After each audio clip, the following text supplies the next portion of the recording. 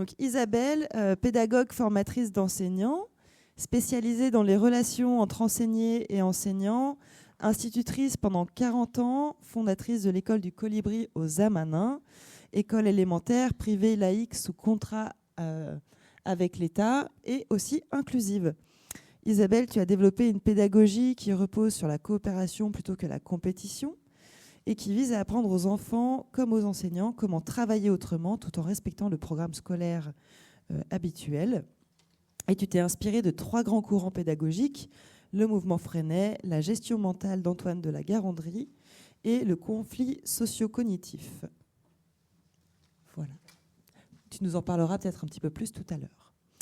Catherine, formatrice certifiée en communication non violente, fondatrice de l'association Déclic CNV et Éducation, qui est une association fondée en 2015 et qui œuvre pour soutenir les parents et les professionnels de l'éducation dans leur mission éducative, en leur permettant d'accéder à la communication non violente comme moyen concret pour vivre leurs intentions éducatives. L'intention étant que les enfants puissent apprendre en le vivant, dans leur relation avec les adultes, le respect d'eux-mêmes, des autres et de la planète. Muriel Fifis, fondatrice et directrice de l'école privée Caminando située à Manglon dans le Diois. Tu es enseignante et tu as choisi d'intégrer l'approche du vivant au sein du programme pédagogique de l'école. La nature est donc dans l'emploi du temps quotidien des élèves. C'est d'ailleurs la seule école en France qui compte un animateur nature à temps plein au sein de l'équipe pédagogique. L'école a fêté ses 10 ans et elle a aussi la particularité de s'inspirer des peuples racines afin de nourrir une pédagogie qui enseigne à vivre. Voilà. C'est notre 10e année. Ah, pas encore fêté les 10 ans. Bon, bientôt alors. Et Morgane Lecause, directrice de l'école-collège et co-créatrice de la Chrysalide. Tu es également accompagnatrice de créateurs d'écoles et élue locale. C'est ce que j'avais vu, je ne sais pas si... Oui, voilà. La mission de l'école-collège s'intègre dans un projet d'éducation à la citoyenneté et à la coopération. L'un des objectifs est de former des citoyens actifs et responsables par l'éducation. Et dans une interview que tu avais donnée, tu dis que tu vois l'éducation comme le levier d'un changement possible en accompagnant les enfants face aux enjeux actuels pour qu'ils puissent développer leur créativité et leur potentiel dans un climat serein. Et on aura aussi l'occasion d'en reparler tout à l'heure. Voilà pour la présentation de nos intervenantes. Et maintenant, je me tourne vers toi, Isabelle, afin de savoir pourquoi est-ce que tu as choisi cette thématique, en particulier de la coopération, et si ça s'apprenait ce soir. Qu'est-ce qui t'a amené à te poser cette question de l'apprentissage de la coopération, que tu nous brosses un petit peu le constat, voilà, et qu'ensuite on puisse ouvrir les discussions vis-à-vis de tout ça. Alors, le constat, il n'est pas tout à fait d'aujourd'hui, il a déjà quelques années. Et il m'a été insufflé par un Pierre Rabhi, pour ceux qui connaissent, ce philosophe en agroécologie, voilà, qui nous a quittés l'année dernière. Et donc Pierre disait haut et fort, on est sur une planète aux ressources limitées, il va bien falloir apprendre à partager. Bon, moi jusque-là, je trouvais que c'était joli comme phrase et que c'était bien, hein. Et puis Pierre avait une façon de le dire et de l'expliquer qui m'a vraiment, moi, fait prendre conscience qu'effectivement la planète avait des ressources limitées. Il y a 20 ans, ce n'était pas très dans l'air du temps, hein, comme discours. Et la prise de conscience aussi que moi, quand j'étais petite, on était 3,5 milliards d'habitants. Et aujourd'hui, on est 8 milliards. Ça change vraiment la donne. Et qu'effectivement, ce qui pouvait passer quand on n'était pas très nombreux, ben, ça passe beaucoup moins aujourd'hui. Notamment quand aujourd'hui, on regarde à la télé un endroit, on nous le montre. Le lendemain, il est rempli de gens qui se disent « mais quelle bonne idée, je vais aller voir ». Et que ça abîme tout l'écosystème. Ça, on ne l'avait pas du tout anticipé. Et donc, cette forme de coopération, elle s'imposait à moi dans le cursus enseignant. C'est-à-dire que je me disais, mais comment on va apprendre aux enfants à faire ensemble, puisqu'ils vont vivre sur une planète aux ressources limitées. En étant de plus en plus nombreux, ils n'auront pas le choix. En fait, la coopération va s'imposer à l'humain. Donc, comment leur apprendre? Parce que nous, adultes, on en bave pas mal quand il faut coopérer. On ne sait pas si bien faire que ça. On met des années à désapprendre ce qu'on nous a mal appris quand on était petit. On nous a mis en compétition. On nous a dit que le meilleur gagne. Pousse des coudes et marche droit. Tiens-toi debout et vas-y. De toute façon, c'est comme ça la vie. Et donc, pour désapprendre ça, on met très longtemps. Du coup, on s'est dit, mais et si on l'apprenait aux enfants petits? Donc ça, c'est le départ. Et moi, j'ai vraiment vu que ça s'apprenait avec les enfants. Et donc, pourquoi aujourd'hui, on a pensé à ces personnes-là sur la table ronde? On a évidemment essayé d'avoir des hommes, parce qu'on a le souci d'équité. Ils n'ont pas pu venir, donc on est 4 femmes. On voit que dans la salle, les femmes sont aussi majoritaires, comme d'habitude en éducation, mais il y a de plus en plus d'hommes et il faut des hommes. Bien évidemment, et il y en a ce soir. Oui, j'ai compté, vous êtes 7. Tu vois, je sais exactement. Voilà. Et donc, l'idée, c'est de se dire comment on va coopérer pour que les enfants d'aujourd'hui, dans un contexte qui est quand même particulièrement difficile, anxiogène, inquiétant, qui n'est pas serein, comment les accompagner pour leur donner quand même envie de grandir et pour leur dire que tout est ouvert, qu'en fait personne ne sait demain comment ça sera. Il y en a toujours qui peuvent prévoir que ça va être catastrophique, donc qui prévoient que ça va être merveilleux. En ce moment, il n'y en a pas beaucoup qui nous prévoient que ça va être merveilleux. Enfin, on ne les entend pas beaucoup. Voilà, mais toutes les prédictions sont plutôt, en général, soit pessimistes, soit alarmistes, hein, et qu'on ne peut pas grandir avec ça. En fait, ça ne va pas m'aider à bien grandir. Et pourquoi est-ce que coopérer, ça s'apprend ? Parce que regardez, aujourd'hui, on a l'exemple que l'humanité ne sait pas faire. On ne sait pas, en habitant à côté, simplement négocier sur... déjà, on dirait qu'on n'aurait pas le droit de se tuer. Vous avez vu toutes les déclarations de guerre actuellement, c'est juste hyper alarmant, quoi. On n'en est même pas là. L'humanité, aujourd'hui, n'en est même pas à se dire, bon, on ne s'entend pas, mais déjà, on va dire comme règle, on n'a pas le droit de s'entretuer. C'est déjà une base. Et si on essayait de se parler ? Et en fait, apprendre à se parler, c'est pas facile. C'est pas facile. Être entendu par l'autre, c'est pas facile. Et dans le trio qu'a nommé déjà une fois Laura, nous, on l'a tout intégré dans nos processus pédagogiques. C'est-à-dire que moi, en tant qu'individu, j'ai des besoins personnels. Ces besoins, vous les connaissez tous, vous avez les mêmes que les miens. Donc ça, je suis juste une humaine normale, j'ai rien d'exceptionnel. Mais je n'ai pas les mêmes au même moment que vous. Par exemple, il y a des moments où j'ai besoin de me nourrir, vous, peut-être pas. Vous êtes peut-être à une période où, justement, vous n'avez pas du tout faim. D'autres moments, j'ai froid, j'ai besoin de me mettre un manteau, vous n'avez pas forcément froid en même temps que moi. C'est pas...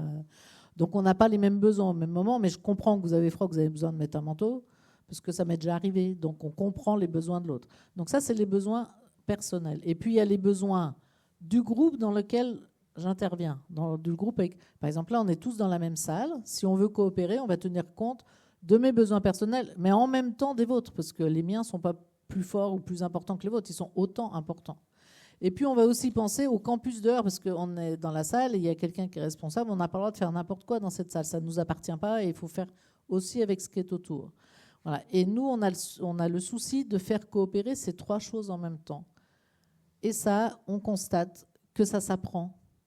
Qu'en fait, souvent, alors on a le focus, je vais m'occuper de mes besoins. Alors, je fais bien attention à moi. Alors, attends, j'aime beaucoup Catherine, elle a une image comme ça avec une lampe torche et je m'éclaire. Alors, attends, moi, qu'est-ce qui m'irait ? Voilà. Ou alors, j'éclaire le groupe. Alors, qu'est-ce qui irait au groupe ? Et je pense à l'environnement. Mais on n'a pas appris à faire les 3 en même temps. Et faire les 3 en même temps, ça veut dire que si je me mets la torche sur mes besoins à moi, que je regarde les besoins du collectif avec qui je suis, dans le contexte, par exemple, de la planète sur laquelle on vit, je vais voir ce qui est possible pour l'ensemble. Donc, je vais forcément devoir renoncer à certains de mes besoins, là, maintenant. Mais je peux les différer. Je le ferai à un autre moment. Le groupe va peut-être, à un moment, devoir différer certains de ses besoins. Si, par exemple, là, il y en a un qui a envie de se lever et de courir dans la salle en hurlant, on va dire, OK, mais pas maintenant. Parce qu'en fait, ça va gêner la salle. Et pour l'enregistrement, ça ne va pas être top. Donc, on peut comprendre que tu as besoin de hurler parce que tu as une grosse colère et tu as besoin de la faire sortir, mais est-ce que ça peut être différé dans le temps ou est-ce que tu peux sortir et le faire ailleurs parce que ça ne va pas avec le collectif? Et s'il y en a un qui dit oui, moi, ce que j'aimerais, c'est faire un joli feu là au milieu de la salle, on va dire pas dans cette salle parce que ça ne va pas pour le campus dehors, c'est pas possible. Voilà. Donc, c'est tenir compte en même temps de nos besoins à 3 niveaux différents. Voilà. Et nous, on a pu observer avec les enfants que ça s'apprend, que soit en premier on pense aux autres, soit en premier on pense à nous, que du coup il faut se rappeler, ah oui, il faut aussi que je pense aux autres, je ne peux pas penser qu'à moi, il faut que je fasse ces 2-là.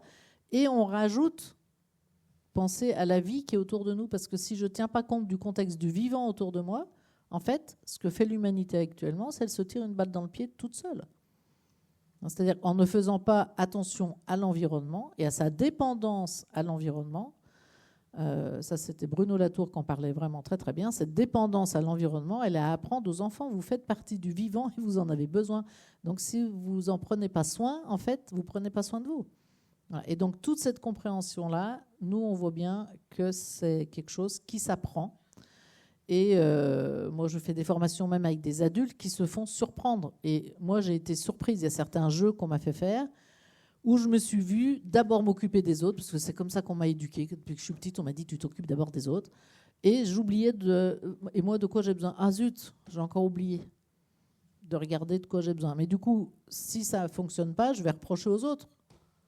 Bah quand même, avec tout ce que j'ai fait pour vous, quand même, vous pourriez être un peu plus gentil avec moi. Mais en fait, non, je suis responsable de mes besoins. Donc, c'est dans cette interaction, c'est ce simultanément qui s'apprend. Voilà. Et dans le contexte actuel, nous, aux Amanins, on a une partie qu'on a appelée éducation à la paix. Et voilà, dans le contexte actuel, on se dit que c'est une urgence d'instaurer ça. Là, que cet apprentissage, pour ne pas se mettre en concurrence, il s'apprend. Et ce n'est pas instinctif. Voilà, il y a des acquis, c'est-à-dire qu'au bout d'un moment, ça devient réflexe. Les enfants à l'école, bon, on sait que c'est un jeu coopératif, mais là, on ne voit pas où il faut coopérer, mais on le sait qu'il va falloir qu'on y pense à un moment. Voilà. Ça finit par rentrer dans leur tête, qu'il faut faire attention à plusieurs choses en même temps. Voilà. Et là, pour moi, toutes les trois, elles amènent une donnée là-dessus vraiment très précise. Elles ont développé. Donc, Catherine, c'est sur la relation au cœur de l'éducation. Vous allez voir, elle est incollable. Muriel, c'est super ce qu'elle fait avec la nature et le lien au vivant, à cet environnement autour, comment voir sa dépendance à ce lien-là et surtout les nourrir du beau, du bon, de ce que ça nous apporte, quoi, de cet émerveillement qu'elle a. Et du coup, comment nourrir ça chez l'enfant pour qu'il le garde plus tard et en prenne soin. Comment prendre soin de quelque chose que j'aime pas ou dont j'ai peur, c'est pas possible. Donc, il ne faut pas que j'en ai peur. Voilà. Et puis, à l'école de la Chrysalide, ils sont allés plus loin que nous, ils sont allés jusqu'aux ados. Donc, bravo, quoi. Voilà. Donc, c'est pour ça qu'il y a cette belle table ronde avec ces personnes-là. Voilà. Merci Isabelle. Juste dans le déroulé, j'ai oublié de vous le préciser tout à l'heure, on aura un temps après les interventions de questions-réponses. Donc, vous pourrez aussi poser des questions vis-à-vis de ce qui va être dit à nos intervenantes. Vous avez devant vous en fait tout ce qu'il faut pour poser des questions sans que je fasse passer le micro. Il faudra juste appuyer sur le bouton rouge une fois, parler dans le micro et appuyer sur le bouton rouge quand vous aurez fini de poser votre question. Voilà. Et maintenant, je me tourne vers Muriel, justement. Vis-à-vis du constat posé par Isabelle, si tu peux nous dire si ça résonne pour toi, comment est-ce que tu te positionnes vis-à-vis de ça? Ça résonne. Et oui, mais si tu pouvais nous en dire un petit peu plus sur quels sont les apprentissages de la coopération qu'on peut faire grâce à l'observation du vivant, de la nature, en quoi l'inspiration de tes rencontres avec les peuples premiers a pu aussi nourrir ça, et quelle est leur vision à eux aussi de la transmission de la coopération. Je dis un petit peu tout et puis voilà. Bonsoir. Je vais essayer de surprendre Isabelle, mais ça va être une fausse surprise. Mais en t'écoutant, je me disais que ça me rappelait quelque chose, là, l'histoire de enfant, petit à l'école, petite, de ne pas avoir appris à coopérer. C'est incroyable, quoi. Moi, j'ai le souvenir de 1, 2, 3. Le challenge, c'était je suis pas première de la classe, là, je suis deuxième. On avait les bulletins et tout ça. Et donc, j'ai ce ressenti d'avoir passé le primaire avec la visu des trois premières places. Et ouais, je regarde un peu dans la salle. Je pense qu'on est nombreux à avoir vécu ça. Et pourtant, à part de vraiment rares exceptions, on n'est pas fait pour vivre tout seul. Hein. C'est ça l'affaire, quoi. Moi, c'est ça qui a commencé un peu à me gratter. C'est qu'on ne vit pas tout seul. Si on prenait un peu plus de temps là, et à se poser la question, la dernière fois qu'on s'est senti vraiment vivant, la plupart du temps, c'est avec les potes, en famille, c'est des éclats de rire sans fin, les fous rires à la table avec les gamins. C'est rarement tout seul. Se sentir vivant, il y a la question du lien. Et ce lien, c'est ce que j'aimerais en quelques minutes développer, c'est que pour coopérer, il y a la qualité du lien. Donc d'où je parle, on a évoqué cette histoire d'inspiration des peuples premiers, peuples racines. Donc il y a une dizaine d'années, création d'une petite école, une trentaine d'enfants aujourd'hui, à peu près au fin fond de nulle part, avec cette idée de se dire, mais finalement, est-ce que quelqu'un nous a dit qu'on ne pouvait pas apprendre dans le vivant, dans la nature, dehors? Est-ce que pour apprendre, en tout cas entre 6 et 11 ans, on est obligé d'être non seulement enfermé, mais aussi assis, sans trop bouger et en faisant pas trop de bruit? Donc voilà, l'idée le goût en tout cas d'expérimenter en mettant le vivant dans l'emploi du temps des enfants, par le jardin, par des séances de sit spot, par des sorties nature, parfois demi-journée, parfois une journée entière, et en suivant les programmes officiels. Voilà, c'était plus être première, deuxième de la classe, c'était ça mon idée, là, c'était d'arriver à essayer ça. Donc voilà, depuis 10 ans, on expérimente. Et dans cette idée-là d'expérimentation, forcément, la coopération, pourquoi ? Parce que c'est un peu plus compliqué quand on est en lien avec le vivant, dans la nature, quand on est dehors. On est souvent un peu plus vulnérable quand on est ensemble et en groupe. On est vulnérable, c'est un peu plus dur. Là où on avait des talents à l'intérieur, on va dire dans une zone de confort, assis sans trop bouger, ça se passe pas forcément comme ça dehors et dans des contextes dans lesquels on est moins habitué. Alors la première chose, c'est cette idée de la coopération avec les autres et que tout d'un coup on n'est plus les mêmes et qu'on a besoin des autres pour s'aider, pour se rassurer, pour avoir moins peur. Alors je pense à des histoires de cheminement avec les enfants ou même en allant un peu plus loin, plusieurs fois par année, d'aller sur un site en montagne, en pleine nature, en autonomie pendant une semaine. Les besoins, les fameux besoins qu'on évoquait, les besoins tout simples, pas besoin d'un grand projet pédagogique, bien dormir, bien se nourrir, être bien ensemble, comment passer une semaine sans se taper dessus. Juste ces besoins-là, en coopération, pas évident. Mais ce qui me vient tout de suite à l'esprit, c'est l'idée de la contrainte. Parce qu'en fait, peut-être qu'on n'apprend pas souvent à coopérer parce qu'il n'y a pas de contrainte. Parce que voilà, dans nos vies aujourd'hui, ça va tout seul, on ne se pose pas trop de questions, on n'a pas forcément besoin des uns des autres. Et donc ce détour de la contrainte dans la coopération, tout d'un coup, c'est un besoin. On a besoin des uns des autres pour avancer. Et donc ce détour m'amène forcément au peuple racine. Dans beaucoup de traditions, pareil, les contraintes font, alors les contraintes du lieu, du climat, de la situation, font qu'on ne fait rien tout seul. Au fin fond de l'Amazonie ou en hauteur sur des montagnes impossibles, on ne construit pas tout seul. Moi, j'ai été baignée, en tout cas longtemps, par ces images où pour une réunion en haut d'une montagne très haute, on va dire dans un recoin de la Colombie, auprès des Indiens Kogi, par exemple, ils n'habitent pas dans les villages sont vides. Par contre, quand il y a des réunions, comme aujourd'hui, on serait tous venus avec quelque chose pour collaborer à ce que ce soit possible. Peut-être qu'un jour, on amènera chacun un peu d'eau. Non, c'est moche, hein, comme idée. C'est moche. Mais voilà, eux, c'est l'idée. Ils viennent à la réunion, ils ont tous du bois. L'idée, c'est qu'il faut avoir chaud, il faut du bois. Donc chaque famille amène son bois pour se chauffer, etc. Donc on est dans cette idée de la contrainte qui nous fait coopérer. Et donc si on retourne à l'école, cette école donc, qui s'appelle Caminando, la contrainte, par exemple, c'est qu'au quotidien, pas de femme de ménage. Alors j'en regarde deux avec un sourire et des jolies pensées. Pas de femme de ménage, personne d'autre que les enfants, les enseignants. Ça veut dire que des contraintes, il y en a. Hein. Vous voyez à quoi je fais allusion ou pas? Les toilettes, c'est qui s'y colle.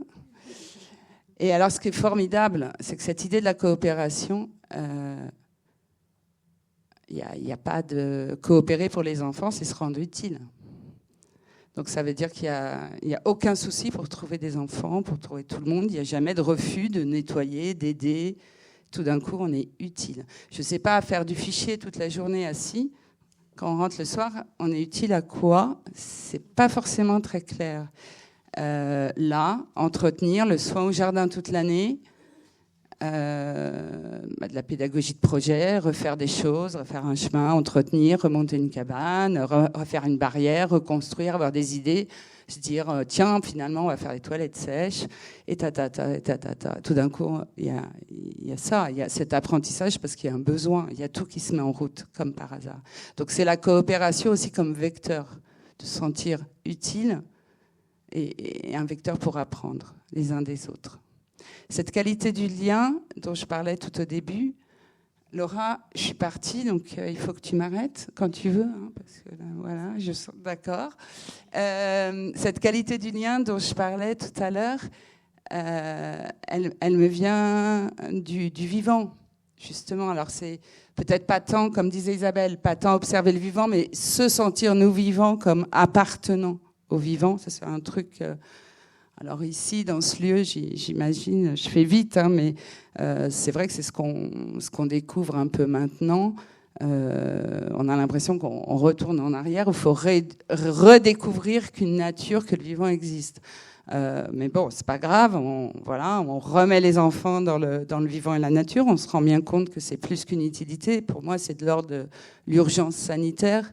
Parce que si nous, adultes, je me compte dedans, hein, quelques années, pendant de longues années, j'ai complètement oublié que j'étais vivante, que j'appartenais au vivant.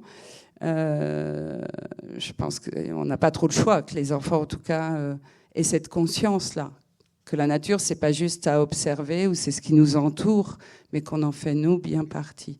Donc, cette qualité du lien, je vais aller la chercher du côté de l'observation du vivant, dans le sens où c'est une histoire de cellules. Alors voilà, les deux, faut pas qu'ils rigolent. Je ne suis ni scientifique et encore moins biologiste, mais rapidement, les cellules qui n'ont pas d'information, elles se portent pas très bien. C'est l'apoptose, c'est-à-dire qu'une cellule qui ne reçoit pas d'infos, qui comprend pas à quoi elle sert, ni ce qu'elle va devenir, elle meurt, ou c'est le chaos. Dans la coopération, c'est pareil. Impossible de pouvoir coopérer si on n'a pas d'infos, si on n'a pas de lien. Donc, nous, à Caminando, ce qu'on va apprendre aux enfants, avant de démarrer quoi que ce soit, même le moindre petit projet, c'est l'idée de la qualité de la communication, de l'information qui circule. Est-ce qu'on est tous bien informés de ce qui va se passer? Et puis, de l'autre côté, à la fin, c'est le fameux feedback, c'est-à-dire le retour. Oui, tout va bien. Non, ça va pas. Il manque ça. Et tout ça, en fait, ce qui peut paraître un peu aujourd'hui compliqué, c'est que c'est presque un luxe de prendre ce temps-là avec les enfants de la coopération. Parce que ça prend du temps, forcément. Et on le sait bien, dans nos écoles, le temps, c'est pas... Il faut que ça aille vite, hein. Il faut que ça soit bien rempli. Donc, c'est peut-être ça, pour moi, j'ai envie de dire, le gain supplémentaire de se dire on apprend ensemble à coopérer, peu importe les contraintes, ça va pas être simple. On sait que la coopération, c'est aussi pouvoir s'adapter, c'est gérer l'incertitude ensemble. Donc, on peut mettre comme ça, on peut saupoudrer des coopérations de plus en plus délicates ou difficiles. Mais en tout cas, ce qui est sûr, moi, je peux juste parler de ces 10 années, même avec des tout jeunes de 6 ans, c'est dans la joie. Il n'y a jamais de refus à partir du moment qu'on est ensemble. Parce que je crois que voilà, il y a une espèce de baromètre du fun, du plaisir qu'on a à faire les choses ensemble. Et c'est peut-être là qu'on peut parler de pédagogie vivante. C'est tout simplement de le faire dans cette fameuse coopération. Merci Marielle. Je me suis arrêtée toute seule. Super. De toute façon, on aura le temps de revenir. Je vais passer la parole à Morgane Lecause, avec à peu près les mêmes questions sur ton positionnement vis-à-vis du constat, mais j'imagine que si vous êtes là ce soir, vous le partagez toutes. Et plutôt sur l'aspect, est-ce que l'apprentissage de la coopération est le même pour un enfant, pour un adolescent, pour un parent, pour un membre d'une équipe pédagogique? Et comment est-ce que vous vous y prenez à la chrysalide pour atteindre un équilibre, si celui-ci existe? On tente en tout cas de le trouver. Bien sûr que c'est difficile. Bonjour en tout cas à ceux que j'ai pas vus, ceux et celles que j'ai pas encore vus. Moi je suis la cofondatrice et la directrice de la Chrysalide en Gironde, une école qui existe maintenant depuis 8 ans et qui accueille une 40aine d'enfants sur le côté primaire et un collège qui accueille une 30aine d'élèves. Nous en fait on s'est intéressé à la coopération très vite aussi, puisque moi j'ai fait un premier stage aux Amanins il y a plus de 10 ans, donc d'inspiration colibri. Je vais passer tous les sujets qui nous rassemblent, ça sert à rien de dire 50 fois la même chose. Voilà, bien sûr sur le constat on est câblé. Sur la façon et les outils, on a pas mal aussi de connivence et de ressemblance. On est aussi sur le vivant, sur l'écologie, sur le savoir-être, la relation, la communication au cœur de la relation. Voilà, tout ça, c'est des sujets qu'on explore avec les petits et les grands. Nous, en fait, on a perçu l'importance d'avoir une raison d'être claire et partagée pour pouvoir coopérer. Puisque là, maintenant, la Chrysalide, c'est une 100aine d'adultes. Donc, ça fait un grand groupe. Donc, on s'est vraiment posé la question de savoir comment embarquer, en fait, tout le monde sur notre raison d'être. On en a parlé tout à l'heure en atelier. C'est vrai que plus elle est claire, et puis moins il y a de chances d'avoir trop de tensions, et plus il y a de chances de pouvoir coopérer. En fait, la nôtre, elle est ambitieuse, puisque je vais détailler vite fait quand même ce que c'est que ce projet. C'est pas qu'une école. Depuis le démarrage, on est 3 créateurs qui n'étions pas dans l'éducation. On était dans des associations, dans le monde de l'entreprise, et on avait envie de faire notre part dans le changement de la société. On était tous convaincus qu'il fallait en tout cas essayer d'autres modèles et que l'urgence pointait son nez. Donc on a décidé de créer une école. Donc j'étais la seule parent. Les autres n'étaient pas du tout concernés, pas, en tout cas pour leurs enfants. Et on a décidé de créer l'école autour de valeurs de coopération, de sobriété, de solidarité également. Et très vite, on a voulu expérimenter un mini-modèle sociétal. Donc est née l'idée de créer quelque chose de plus vaste, un écosystème global, on va dire, qui reprend les mêmes valeurs et qui est un tiers-lieu. Donc on a aussi créé ce tiers-lieu qui s'appelle La Boussole, et qui reprend les mêmes valeurs en fait que la Chrysalide, mais qui les met en action en fait au quotidien. Donc c'est une grosse fourmilière aussi, La Boussole, qui expérimente des sujets comme l'alimentation saine et durable pour tous. Donc à l'intérieur de ça, on a un volet très d'action qui va de distribution de paniers alimentaires. Là, on travaille par exemple sur la sécurité, une idée de sécurité sociale alimentaire. On travaille avec les Restos du Cœur aussi. Donc, gros volet alimentation, un autre gros volet solidarité. On est dans un territoire rural, donc on travaille aussi cette coopération et cette entraide avec des publics défavorisés pour les intégrer à ce grand projet aussi. On a des bureaux partagés, on a un café associatif, donc avec des animations, des concerts. Là aussi, il faut former des bénévoles pour que tout le monde puisse trouver sa place et coopérer. La Boussole est donc aussi un EVS, un établissement, un espace de vie sociale. Donc au travers de toutes ces missions, on s'est dit c'est chouette d'y accoler une école, un collège. On était vraiment persuadés que l'éducation était un levier pour un changement de société. Donc, on a intégré nos structures éducatives au sein de ce grand tiers-lieu. Donc ça fait beaucoup de monde parce qu'il y a les écoliers, les collégiens, leurs parents, et après il y a aussi tout ce monde qui gravite autour de la boussole, autour d'un projet commun et d'une raison d'être en fait qu'on a appelé comme ça, agir ensemble pour une transition écologique et solidaire au sein d'un écosystème global et cohérent. Donc en fait, on arrive à embarquer autour de cette raison d'être, et après pour pouvoir coopérer sereinement, on a mis en place des règles au fur et à mesure. Donc parce que ça devient un peu militaire. Arriver à 150 personnes, forcément que c'est plus difficile qu'à 3.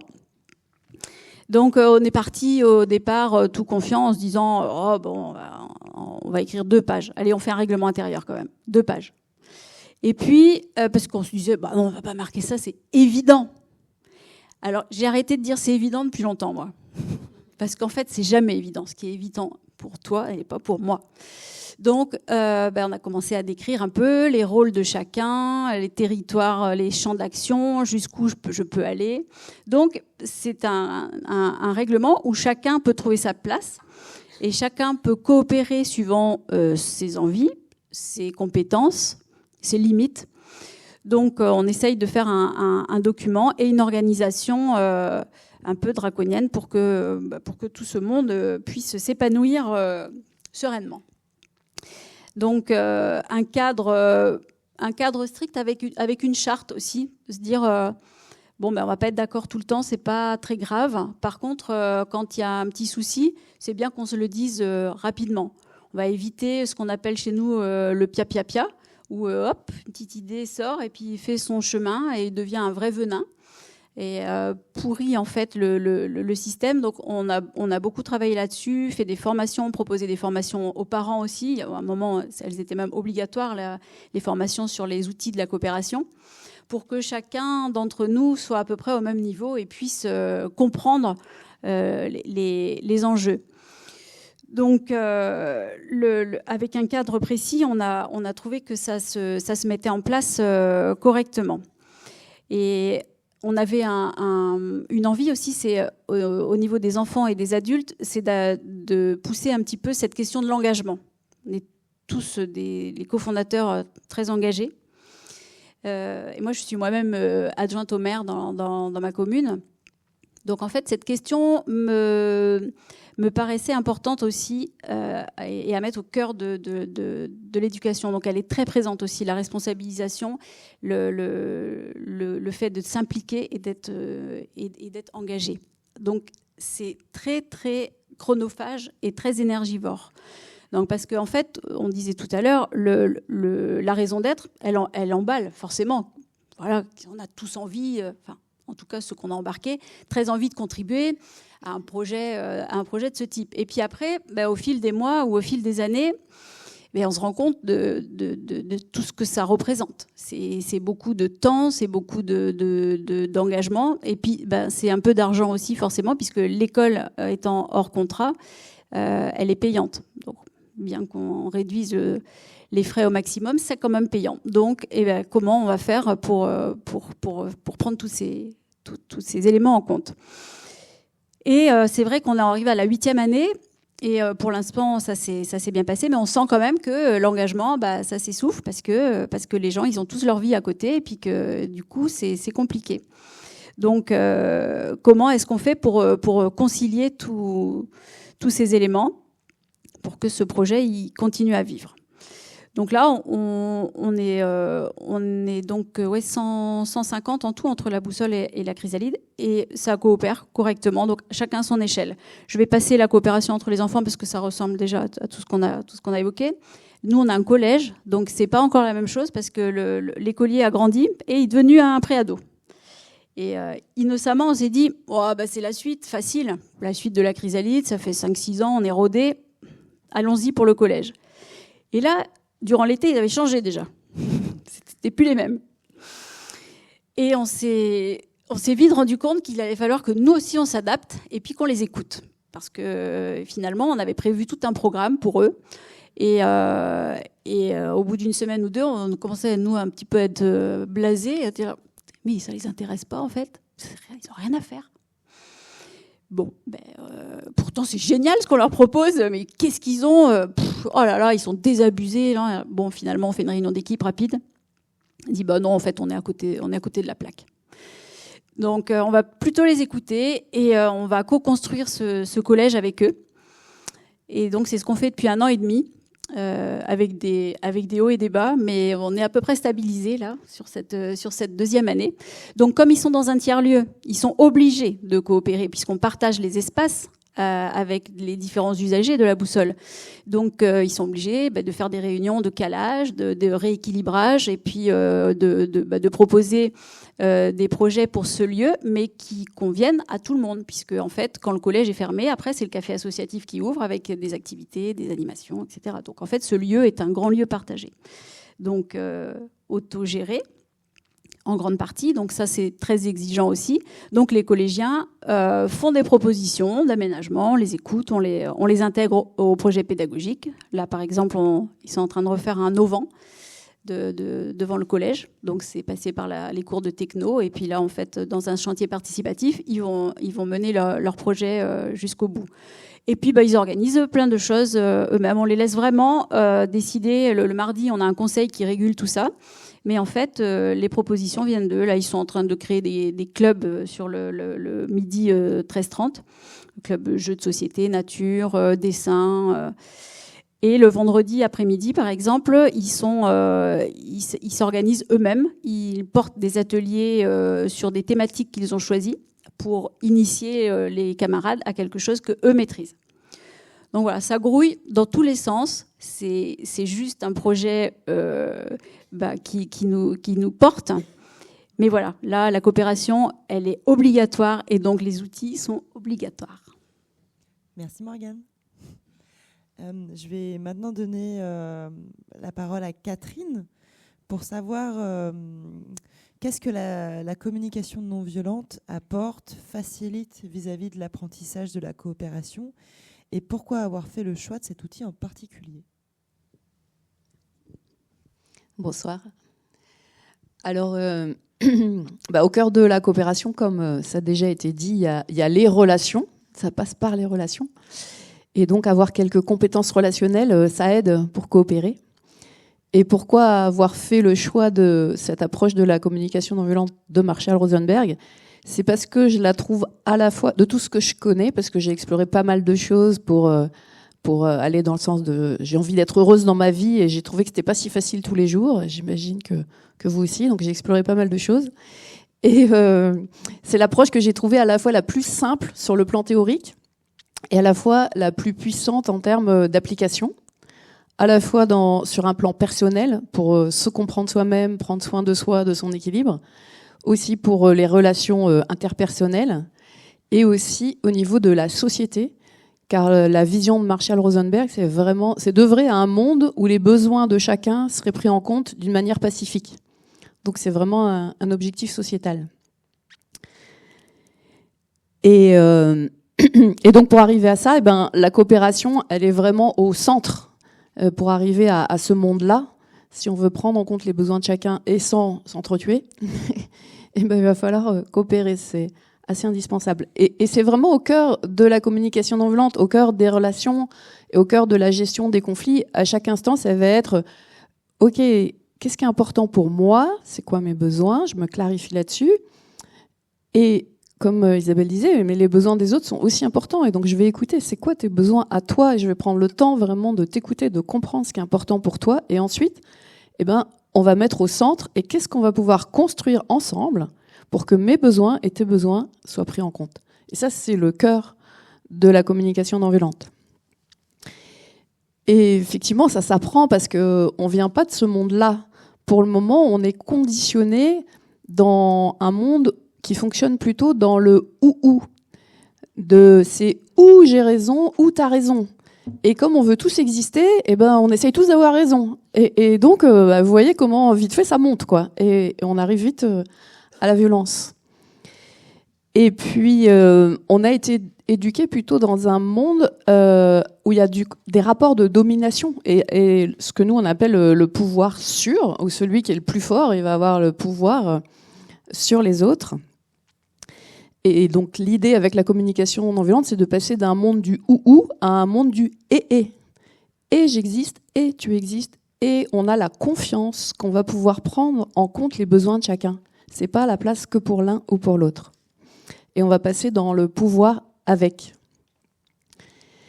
Et Marshall Rosenberg a regardé un peu les croyances qui sous-tendaient les modes de fonctionnement. Et au cœur de la communication non violente, il y a une croyance qui est que l'être humain aime contribuer. Naturellement, il aime contribuer au bien-être des autres, il aime contribuer à la vie.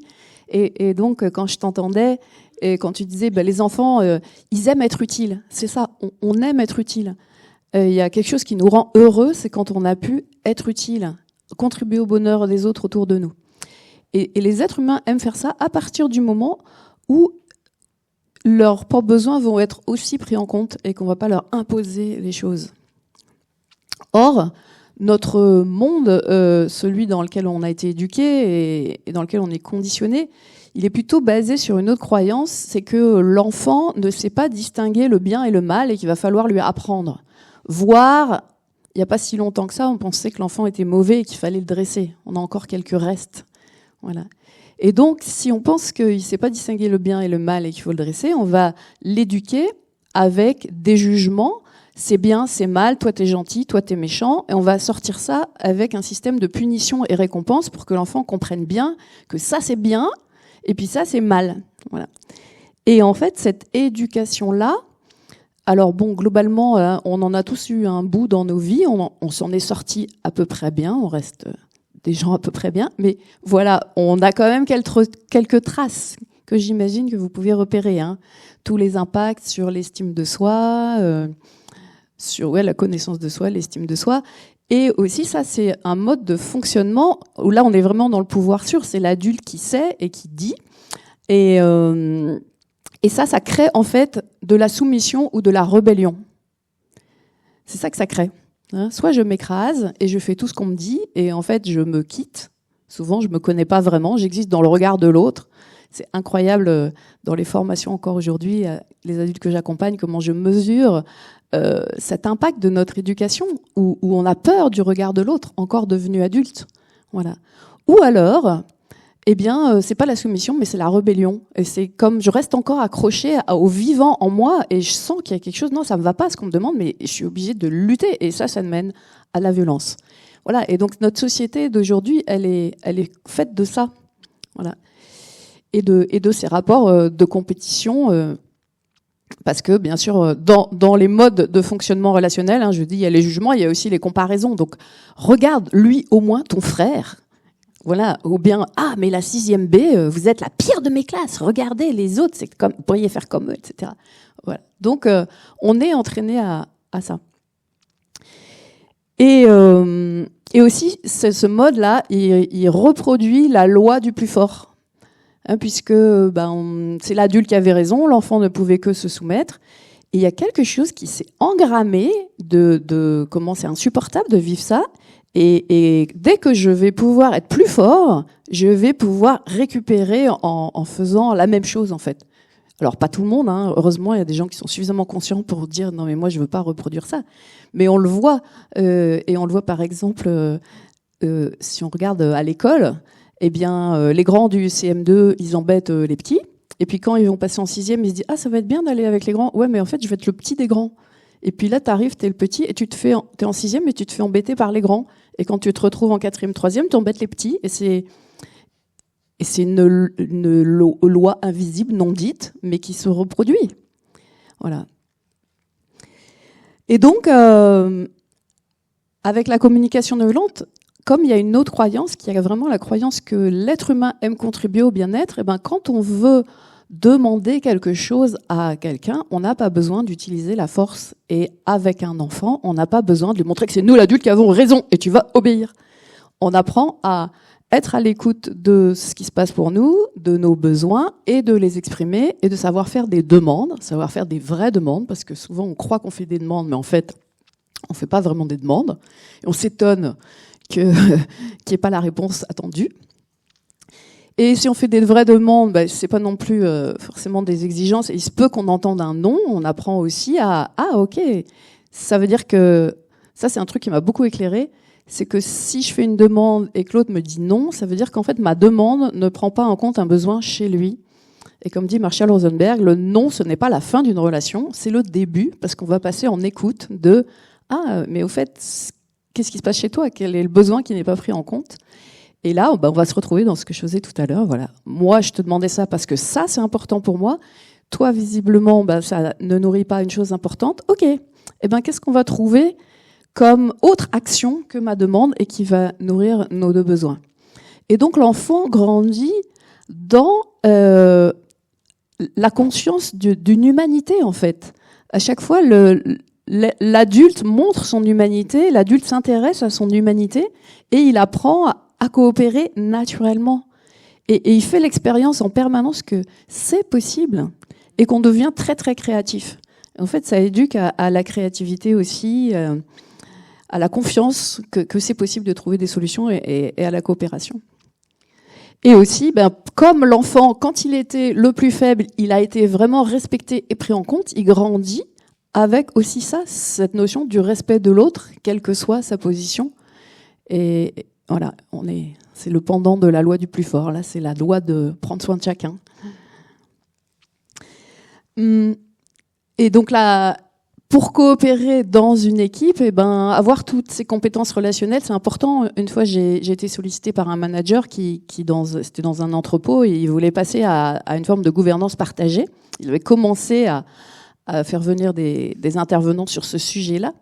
Et après, il me dit, mais en fait, on a besoin d'abord qu'ils aient ces compétences-là parce que s'ils n'osent pas dire ce qu'ils pensent vraiment ou ce qu'ils ressentent vraiment, s'ils ne savent pas s'écouter, en fait, comment c'est possible qu'ils prennent des décisions ensemble?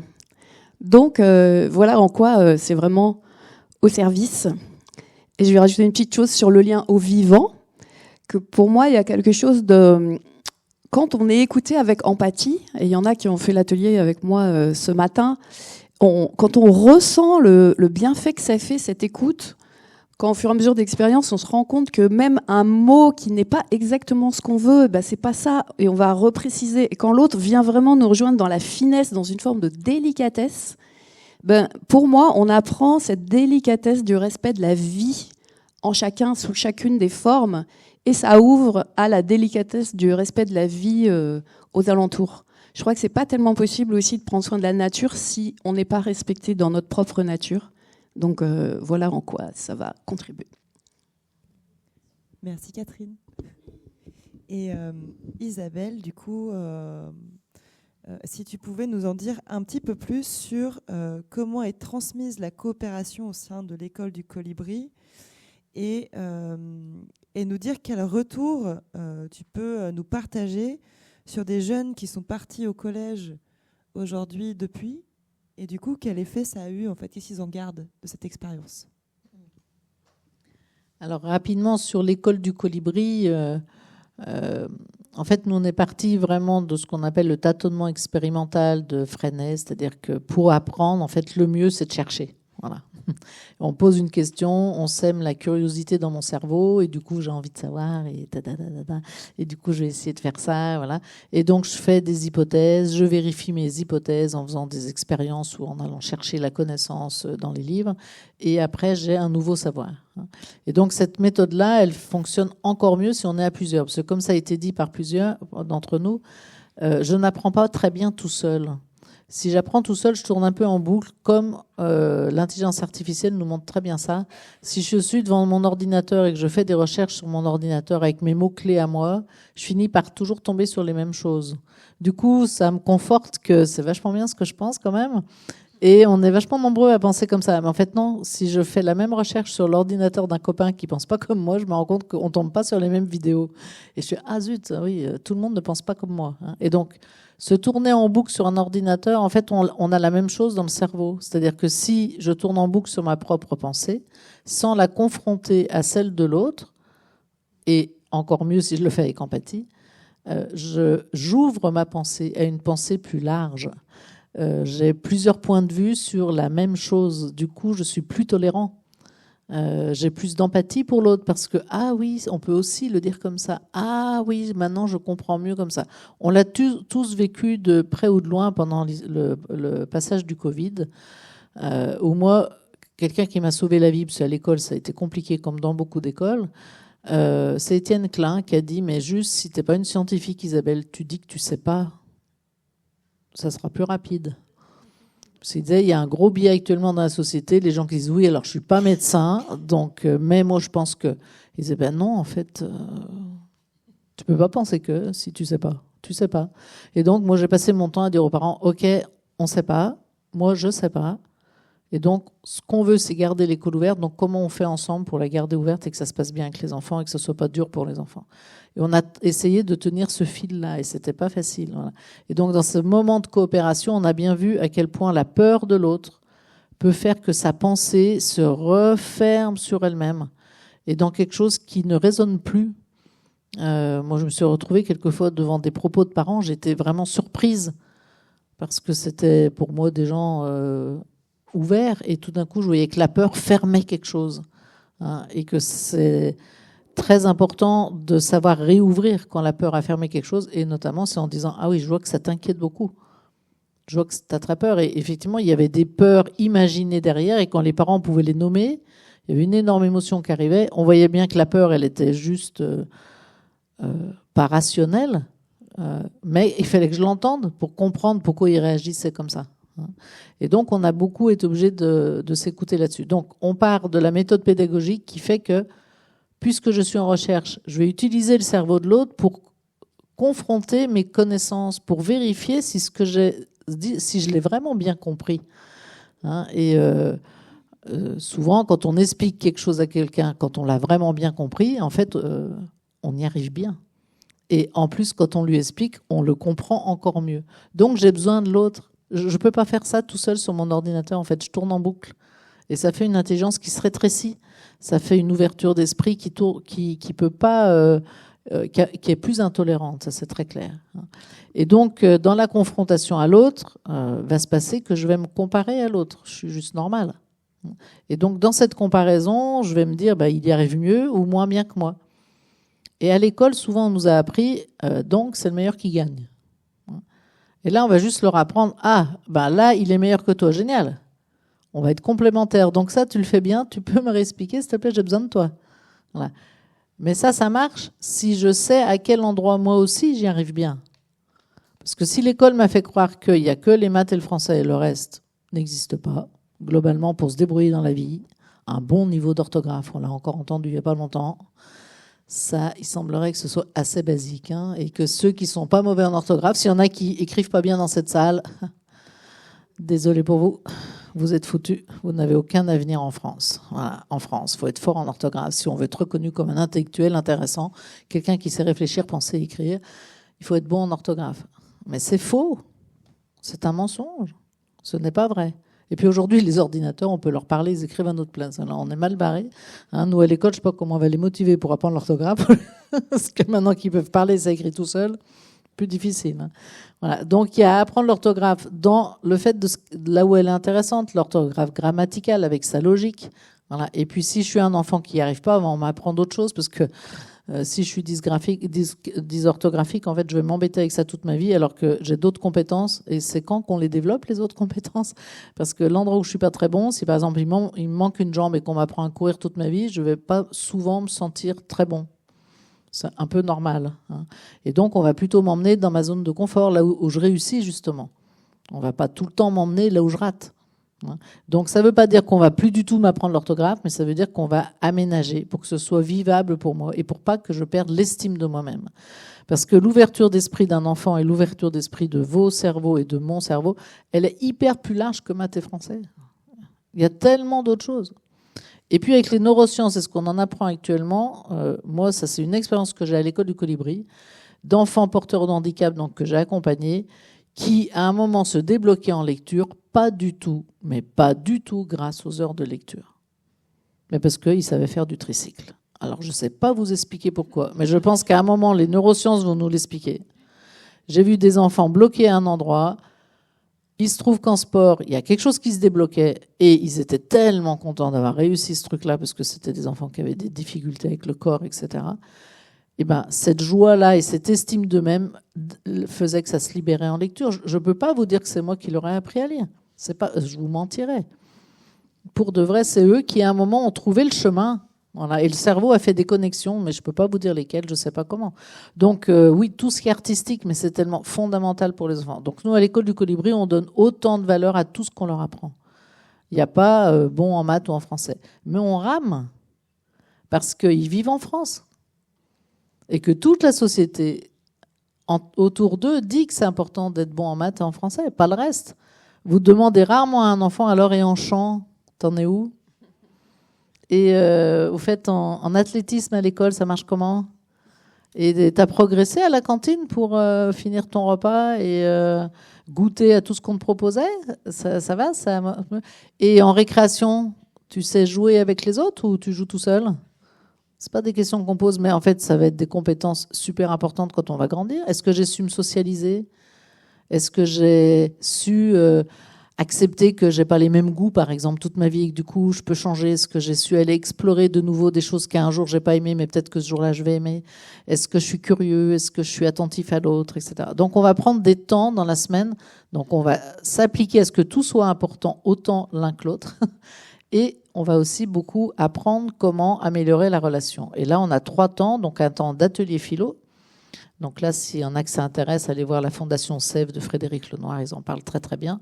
Et la philosophie, ça donne des enfants capables de réfléchir, mais moi je suis juste... le jour, j'entendais un philosophe disant on ne peut pas défendre les ateliers philo chez des enfants, ils ne savent pas réfléchir, mais venez les écouter, quoi. Venez les écouter. Plein de fois, je ne vois pas ce que j'aurais pu dire de plus qu'eux. Et plein de fois, ils ont dit des choses qu'ils m'ont apprises. Voilà. Moi, il y a des ateliers philo où je suis ressortie les larmes aux yeux en disant mais j'avais jamais vu ça comme ça. Ils ont raison. Voilà. Sur la propriété. Est-ce que la terre nous appartient ? C'est extraordinaire d'entendre des enfants aujourd'hui. Mais bien sûr que non. Qu'est-ce que c'est cette idée d'être propriétaire ? C'est n'importe quoi. On emprunte tout le temps. Donc on devait toujours être en location. Ils remettent en question l'héritage. Et pourquoi on donnerait ça à nos enfants ? Ça n'a pas tellement de sens. Ils ont qu'à se débrouiller aussi. Enfin, chacun doit devenir locataire à un autre moment parce que ça correspond à un moment de sa vie. Enfin, ils ont des... Ils cherchent pas des solutions, ils questionnent. Et ils questionnent vraiment d'une façon très riche. Et avec une simplicité d'enfant qui fait que nous, il y a des zones où on n'avait pas vu cette zone, quoi. Voilà. Après, on a un temps de bien vivre ensemble. Donc ça, c'est Philippe Mérieux qui m'a fait voir ça en disant vivre ensemble, ils n'ont pas le choix, ils ne se sont pas choisis. Nous, on tire au sort les élèves de l'école, hein, donc ils ne se sont pas choisis.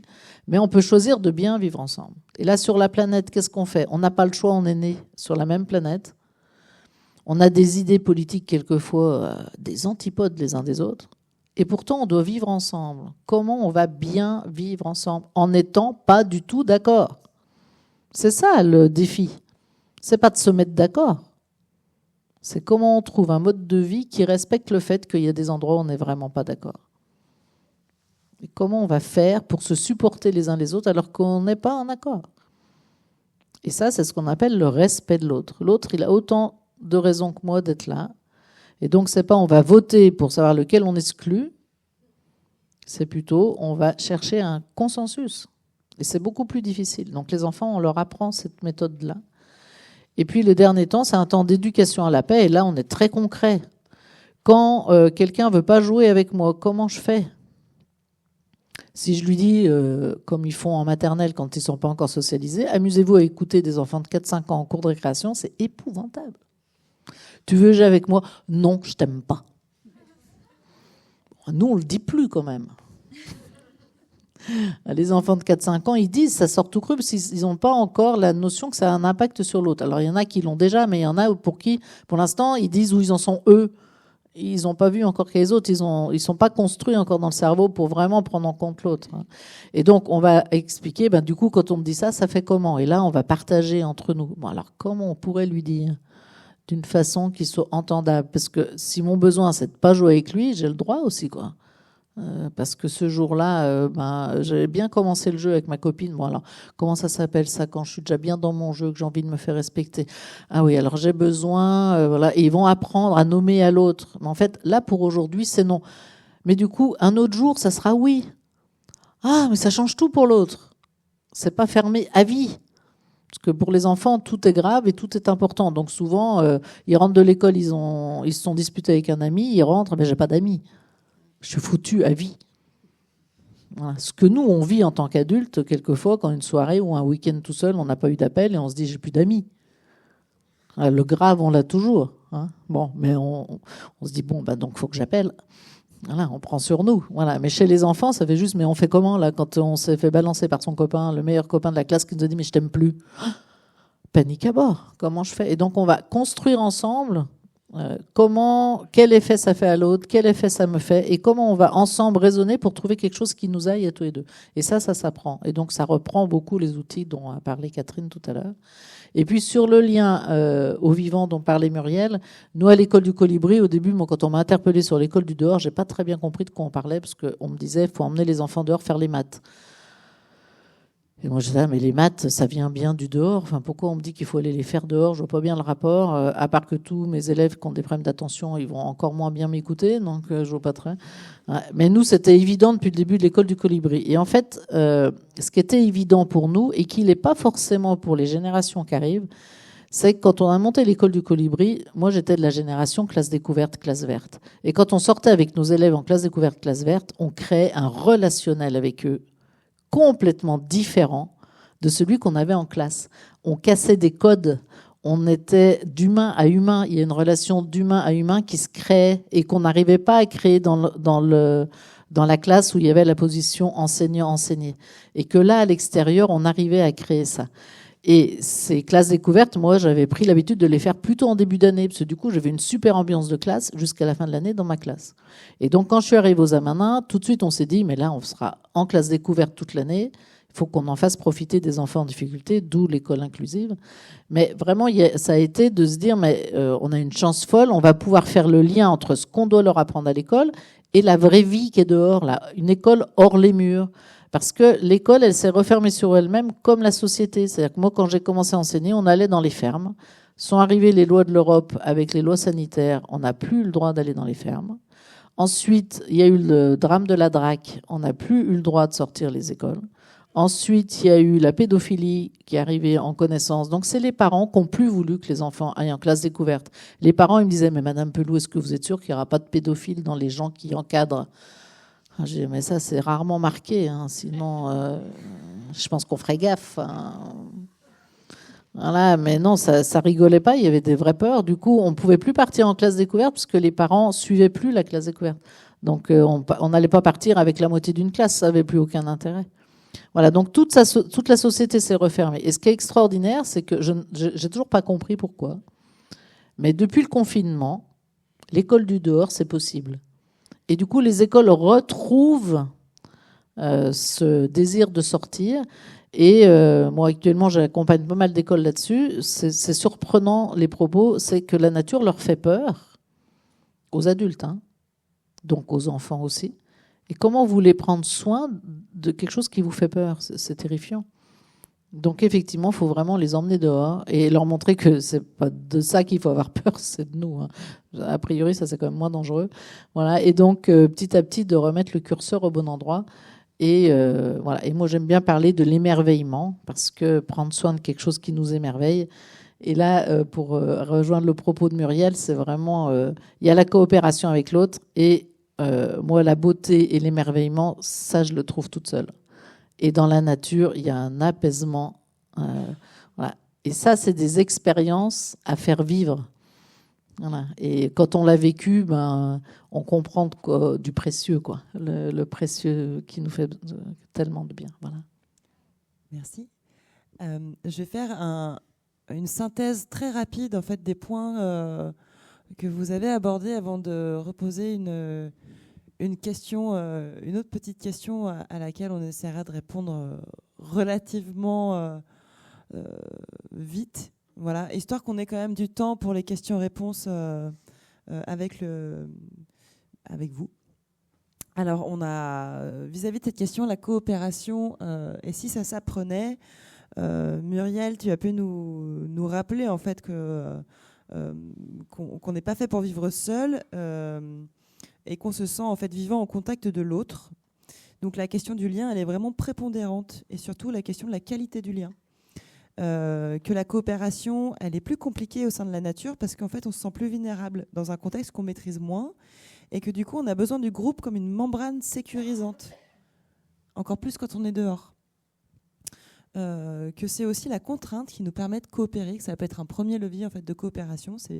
Tu l'as bien vu avec, dit et rappelé avec l'exemple des peuples premiers, et qu'en fait, grâce à la contrainte, en fait, ça nous fait aussi prendre conscience qu'on en fait, si on n'a pas besoin des autres au quotidien, forcément, on a beaucoup plus de mal à accéder à cette compréhension de ce que c'est la coopération. Et c'est un petit peu le cas aujourd'hui. Tu nous as aussi partagé le fait que pour un enfant, coopérer, c'est se rendre utile. Et que du coup, la coopération, c'est un vecteur pour apprendre les uns des autres. Donc c'est vraiment aussi un vecteur pédagogique, un outil pédagogique. Qu'il n'y a pas de coopération sans information. Et que du coup, on a besoin d'une information qualitative pour pouvoir coopérer. Si je pouvais synthétiser un petit peu ton propos en quelques phrases. Morgane, tu nous as rappelé l'importance d'avoir une raison d'être claire et partagée pour pouvoir coopérer, que la coopération nécessite un cadre. Et ce qui est évident, au final, c'est vraiment subjectif. Et que du coup, le cadre permet de poser des bases, un petit peu comme cette membrane sécurisante à laquelle faisait référence Muriel.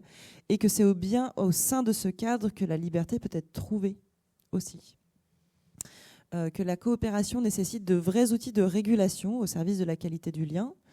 Parce qu'en fait, il va y avoir des tensions et des conflits, même si on partage une raison d'être. Et que ça, en fait, ça s'appelle la vie. Et ce qui m'a aussi marqué dans ton propos, c'est que tu disais que les ados, contrairement ou différemment des enfants, n'ont plus vraiment les mêmes besoins. Et que pour eux, se rendre utile, c'est peut-être plus forcément une priorité, ou du moins, ça évolue. Est-ce que c'est en lien avec la tempête de la traversée vers l'âge adulte, ou du moins est-ce qu'on arrive à mobiliser ou à intéresser un ado comme un enfant? Mais c'était plus vraiment forcément le cas, et que du coup il y avait aussi une nécessité de pouvoir s'adapter à l'autre pour pouvoir coopérer tout le temps.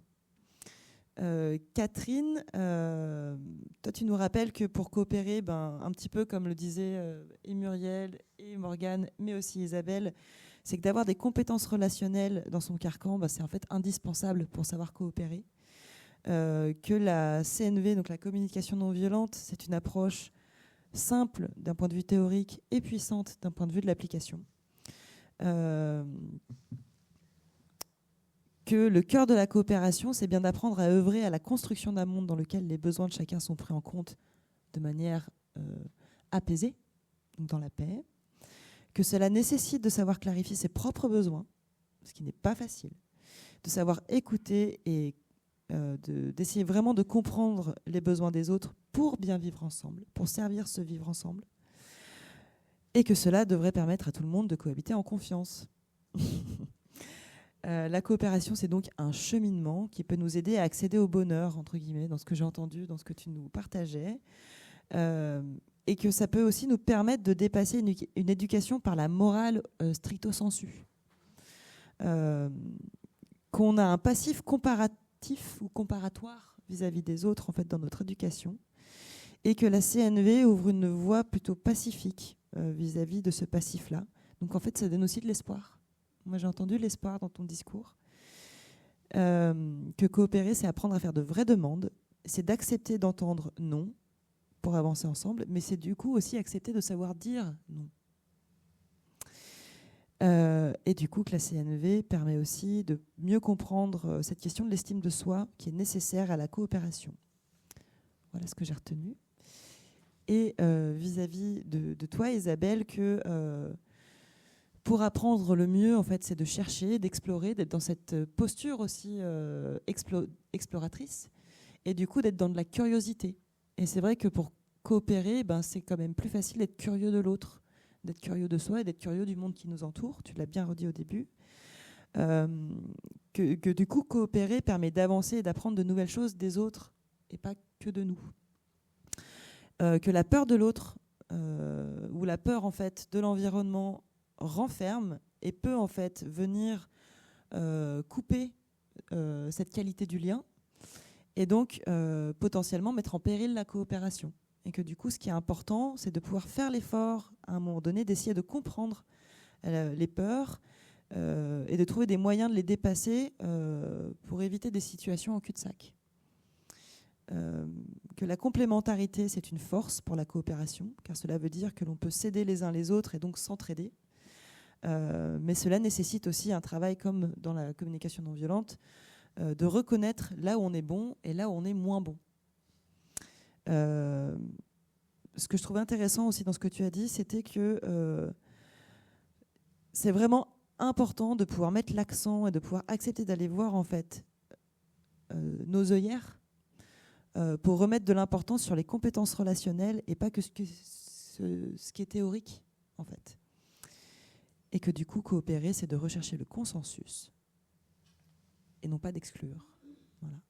Un petit peu, si je devais faire une synthèse vraiment très rapide des 40 minutes qui viennent en fait de s'écouler, ce qui est un exercice un petit peu compliqué de synthèse, mais j'en oublie beaucoup.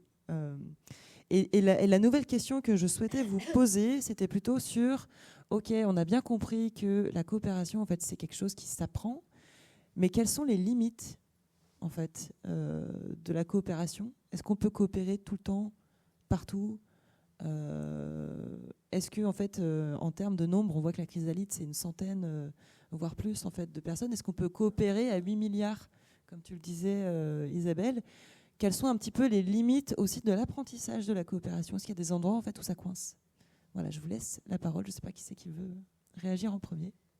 Je peux parler de l'expérience de cet écosystème. Effectivement, on a vécu les changements d'échelle. Donc, on voit à chaque fois que ça change les modes de coopération.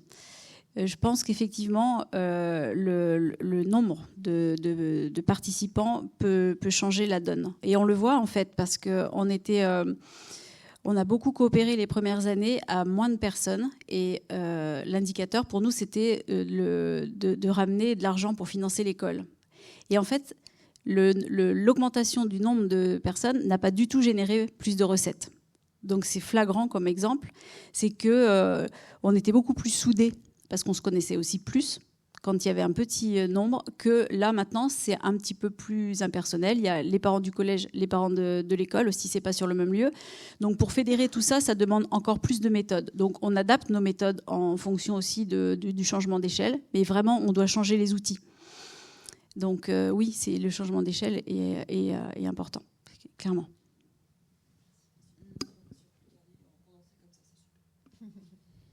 Donc, je cherche une autre idée. Parce que nous aussi, on a vécu un peu ça. Hein. Au début, c'est l'émergence. Donc, on est tous serrés là. On va y arriver, on va y arriver. Puis après, c'est normal puisque ça existe. Donc, une autre idée. Alors, une autre idée, c'est, j'irais du côté des connaissances, moi. Dans le vivant, il y a des contraintes qui font que il faut qu'il y ait un porteur quand même. Donc nous à Caminando, on parle de ça, du portage. C'est pas celui qui fait tout, qui porte tout, qui a le plus gros sac à dos. C'est celui qui va penser, c'est-à-dire que c'est celui qui va anticiper, pas forcément celui qui va faire. Et d'avoir un porteur des fois. Alors le porteur, c'est hyper différent du chef. Hein. C'est pas le chef, c'est pas le grand Manitou. C'est celui souvent qui a la connaissance.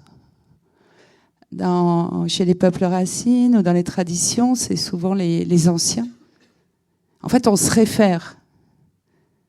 Dans les traditions, donc là, il n'y a pas de livre, il n'y a même pas d'ordi pour aller chercher comment on fait, quand. Il n'y a pas de tuto, il n'y a rien. Il y a un truc qui s'appelle la verbalisation, la tradition orale, et tout ça, c'est le récit. Nous, à l'école, c'est ce qu'on travaille. Donc, en fait, à un moment, dans la coopération, moi, il me semble qu'on va se référer.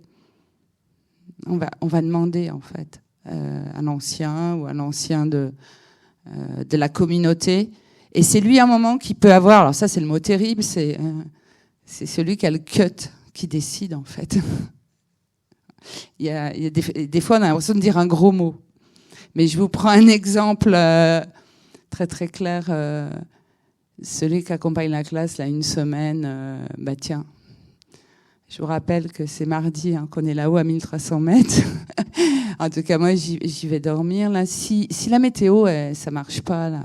Le seul truc qui peut nous empêcher d'être dehors, c'est les rafales de vent, à cause des arbres, des branches qui cassent. Je vais pas savoir, moi. Moi, je vais me dordiner. On y va pas. Qu'est-ce qu'on fait? En fait, il y en a un qui s'appelle guide. C'est un guide, bah, c'est lui qui a le cut, quoi. C'est lui qui a la responsabilité. Et là, tout d'un coup, on coopère plus du tout. Pourquoi? Parce qu'on est dans une situation de sécurité, de danger. Et ça, en tout cas, on n'a pas de souci avec ça. Et c'est bien ces connaissances qui font que, bah, à la limite, je vais coopérer parce que je vais pas lui casser les pieds. Quand il va dire on n'y va pas, je vais pas faire ah, gna gna gna et pourquoi? Je vais dire ouais, ok, d'accord. Moi, j'ai envie de dire que cette histoire de comment coopérer à grande échelle, elle est assez cruciale en ce moment. Enfin, c'est un vrai sujet de société où beaucoup d'organisations cherchent à inventer des nouveaux modes d'organisation. On est issu, et enfin ça existe encore, hein, d'organisations pyramidales avec le chef et les sous-chefs et les sous-sous-chefs, et ça descend comme ça. Et donc il y a beaucoup de choses qui s'essayent pour essayer d'inventer autre chose. Et je vois que nous, dans le réseau de la communication non violente, ce qu'on arrive à vivre dans la relation interpersonnelle, on aspire à pouvoir le vivre dans nos organisations. Et on tâtonne. Vraiment, je pense qu'en ce moment, tout le monde est pionnier là-dedans.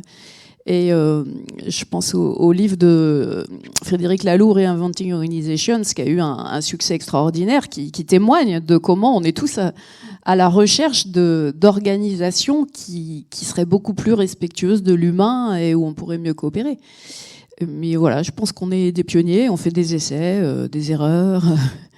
Voilà, donc nous, dans le réseau CNV, on a essayé la sociocratie à un moment, mais qui n'était pas basée sur une structure. Enfin, et à un moment, je voyais le réseau qui se structurait pas tellement on voulait être sûr de trouver une organisation qui soit respectueuse des besoins de chacun. Du coup, il y avait zéro structure, mais c'était pire. Voilà. Donc oui, on a besoin de structure. Voilà. Après, voilà, il y a l'holacratie. Enfin, on entend, voilà, on essaye plein de choses pour essayer d'avancer vers ça. Et moi, dans mes expériences, à un moment, je souffrais du fait qu'on prenne des décisions tous ensemble tout le temps. Et que mais attends, mais moi j'ai déjà réfléchi au sujet et puis j'ai la compétence, puis là je ramène le sujet, puis maintenant on va prendre la décision avec des gens qui n'ont pas réfléchi, qui se reposent toutes les questions que nous on s'est déjà posées, et puis en plus qui sont beaucoup moins compétents que moi et qui ont autant de voix que moi pour prendre la décision. Non mais ça va pas du tout ça. Voilà. Donc c'est ça, c'est comment on va combiner coopération et reconnaissance des compétences, et que voilà, qu'il va y avoir des leaders sur des projets, voilà. Et voilà, on a tout ça à inventer. Je crois qu'en ce moment on est dans essai et erreur beaucoup. Donc nous, c'est bien un endroit où on expérimente ça au quotidien, c'est aux Amanins. Voilà, et ce qu'on apprend, c'est qu'il faut être très humble. Voilà, il faut être très humble. On essaye tous des trucs, on se prend les pieds dans le tapis, mais si on est d'accord pour dire qu'on est en train de chercher, ça simplifie beaucoup la vie. Voilà. Nous, ce qu'on constate beaucoup, et avec les enfants, on constate ça aussi, on est un peu sur des balanciers dans notre société. Donc pendant des générations, on a beaucoup été sur une éducation. Moi, quand j'étais petite, on me disait il faut rendre service, il faut s'occuper des autres, il faut faire attention aux autres. Voilà, et on avait beaucoup de mal, on nous a pas du tout appris à faire attention à nous. Donc nos besoins personnels, on n'a pas vraiment appris à les intégrer et à les dire et à savoir quel est notre désir, etc. Et donc c'est plutôt ça qu'on a découvert, par exemple avec CNV, on se dit bah ouais, mais en fait c'est vrai, j'ai des besoins personnels, et du coup on a développé ça à fond, mais du coup on va dans l'excès inverse. C'est après, du coup alors moi j'en ai besoin, du coup les autres, non mais c'est super important que je me respecte dans ce besoin, du coup les autres, faut que vous l'entendiez, et on devient dictateur dans l'autre sens. Et qu'en fait c'est comme voilà, et là on sent qu'on est en train de se dire oui, alors la solution elle est ni de ce côté ni de l'autre, c'est une fois de plus un truc entre les deux, et il va falloir prendre en compte les deux, et c'est un apprentissage, et il faut juste dire Je vais peut-être être maladroit, mais j'essaye quand même. Et puis par moments, on a des moments comme ça extraordinaires. On a vécu un aux Amana en éducation. On s'est retrouvés sur un week-end. On était une vingtaine ou une trentaine de personnes venant de tous les milieux de l'éducation, des plus improbables aux plus classiques. Et on s'est retrouvés et on a cherché entre nous ce qui nous réunissait en éducation. Mais on s'est donné ça comme travail. C'était incroyable ce week-end. On n'en revenait pas tous, parce que je vous assure, il y avait des gens qui ne se parlent pas. Parce qu'on n'est pas du tout d'accord sur les principes de base, quoi. Voilà. Et là, on était dans la même salle et on transpirait tous un peu en se disant, bon, là, il faudrait que ça se finisse bien quand même ce week-end. On est venu pour ça, mais tout le monde avait peur. Et en fait, on a décidé de faire un exercice qui était très intéressant, parce qu'on disait tous, mais on est intéressé par savoir ce que fait l'autre vraiment. Et on s'est dit, au lieu de raconter ce qu'on fait, on va raconter ce qui nous fait vibrer, ce qui est vivant, justement, dans la pédagogie qu'on défend. Et ça a été un soulagement général pour tout le monde, parce qu'on est tous passés l'un après l'autre dire ce qui nous faisait vibrer. Et moi, il n'y en a pas un que j'ai trouvé idiot. Il n'y en a pas un où j'ai eu un jugement négatif sur lui. Je dis, bah ouais, ça aussi, ça me fait vibrer. Je comprends qu'il vibre à ça. Ce qui fait qu'à la fin, on était dans une espèce d'état d'euphorie, quoi. C'était extraordinaire. On a fait ce travail on était combien, 25 ou 30, hein. On était passés les uns après les autres. Chacun, on avait 5 minutes. C'était hyper timé, c'était hyper organisé et tout. Et à la fin, le lendemain, on a dû écrire un texte que vous trouvez sur le site du Printemps de l'Éducation. Ça s'appelle « Ce qui nous réunit ». Et en 20 minutes, le texte a été rédigé. C'était incroyable. Voilà. Et dans le fin fond du fin fond du fin fond, on se rend compte souvent qu'on est bien d'accord. C'est juste les mots pour le dire ne sont pas les mêmes. Mais l'intention est la même. Et je ne pense pas me tromper sur la planète. À mon avis, on est très nombreux à être assez d'accord quand même. Mais on ne le sait pas. Voilà. Et qu'il faudrait qu'on travaille sur une trame commune, quoi. Voilà. Tu souhaitais rebondir, ouais, et puis après, on vous passera vraiment la parole. C'est trop tentant quand j'entends à t'écouter, Isabelle, quand tu disais tous dans la salle, pas d'accord. Par analogie au vivant, vous imaginez si là, c'était comme ça, un systémie dans le vivant, l'alliance dans le vivant, la coopération.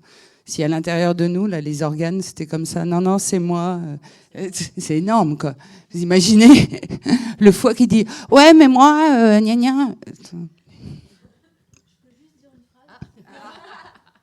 Ouais, la dernière, après, vraiment, la dernière. on va donner... Juste sur la notion d'intérêt général dans la coopération. C'est vrai que et ça fait un lien avec la raison d'être, surtout sur des projets d'école, où finalement, pourquoi je crée une école ? Est-ce que je crée une école juste pour mes enfants, ou est-ce que je crée une école pour les enfants et la société ? Et franchement, la raison d'être, elle est complètement différente, et l'adhésion à l'intérêt général est aussi différente de ce fait. Et on l'a expérimenté nous aussi, le plaisir que ça génère en fait d'œuvrer autour d'un projet d'intérêt général où chacun y a mis une petite pierre et chacun la voit. Et même si elle n'est pas visible, quand on rentre dans les lieux qui ont été co-construits comme ça, eh bien, on a cette petite âme-là qui plane, parce que c'est un peu l'école de tout le monde. Et vraiment, c'est ça qu'on a envie d'inculquer aussi aux écoliers et aux collégiens, ce que ça fait comme plaisir d'œuvrer ensemble pour un objectif commun.